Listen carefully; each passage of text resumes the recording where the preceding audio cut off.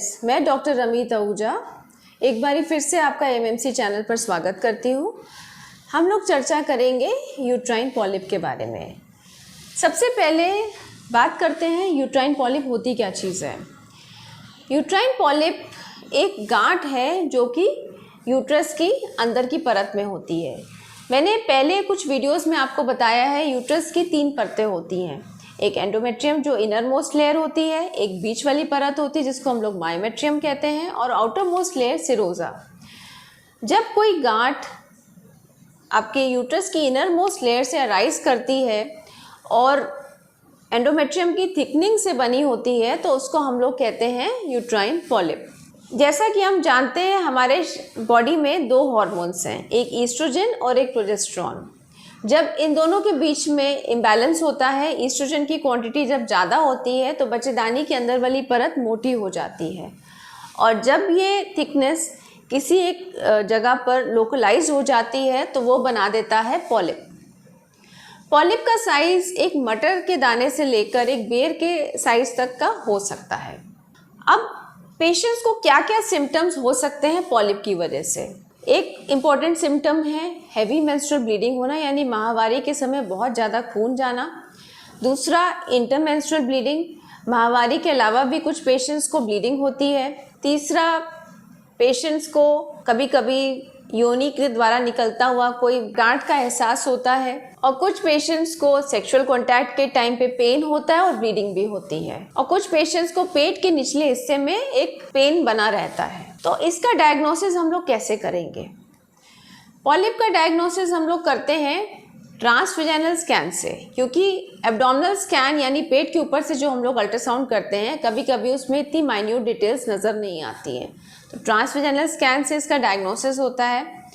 और कभी कभी हम लोग यूज़ कभी करते हैं, हम लोग इसके लिए HSG द्वारा भी डायग्नोस कर सकते हैं इसको हम लोग, और सोनोहिस्टोग्राफी यानी आपका जो सेलाइन डाल के हम लोग अल्ट्रासाउंड करते हैं यूट्रस का, तो उसमें भी हम लोगों को पॉलिप दिखाई दे सकता है।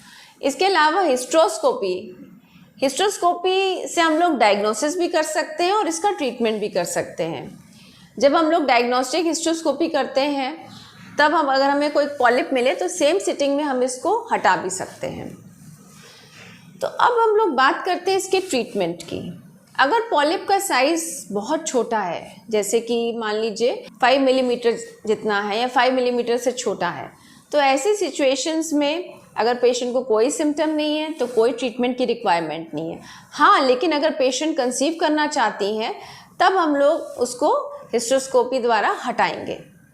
अदरवाइज़ दूसरे पेशेंट्स में इसको हटाने की कोई भी ज़रूरत नहीं पड़ती है। अगर पॉलिप का साइज़ 1 सेंटीमीटर से ज़्यादा है तो ऐसी सिचुएशन में हम लोग करते हैं हिस्ट्रोस्कोपिक पॉलिपेक्टमी।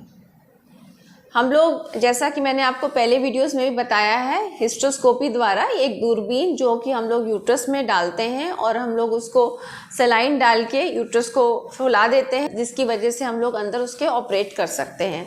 तो वो करके हम लोग उसको सिजर से या रिसेक्टोस्कोप से हटा सकते हैं। कभी कभी ये पॉलिप्स बहुत ज़्यादा बड़े होते हैं और अलग से नज़र भी आते हैं, तो उसमें भी हम लोग को हिस्ट्रोस्कोप द्वारा उसकी जो ओरिजिन है यूट्रस के अंदर वहाँ तक हम लोग जाते हैं और उसके बेस से हम लोग उसको हटा देते हैं।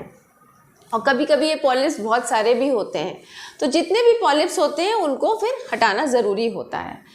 और एक बहुत इम्पॉर्टेंट बात है, ये पॉलिप कभी भी प्रेजेंट कर सकते हैं। इसकी एज होती है, मतलब एज ऑफ प्रेजेंटेशन होती है 25 to 45 ईयर्स। यूजुअली जो 25 से 45 ईयर्स के बीच के लोगों को पॉलिप होता है तो इसमें कैंसर के चांसेस थोड़े कम होते हैं।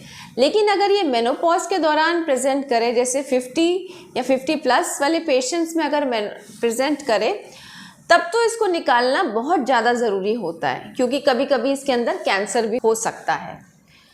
तो इस चीज़ को कभी नज़रअंदाज मत करिए। अगर मान लीजिए किसी 50 या 50+ पेशेंट को पॉलिप डायग्नोज हुआ है तो ये आयुर्वेदिक या होम्योपैथिक इलाज पे मत जाइए, आप सीधा अपनी हिस्ट्रोस्कोपिक पॉलिपेक्टमी कराइए और उसको अपना हिस्टोपैथोलॉजिकल एग्जामिनेशन के लिए लैब में ज़रूर भेजिए।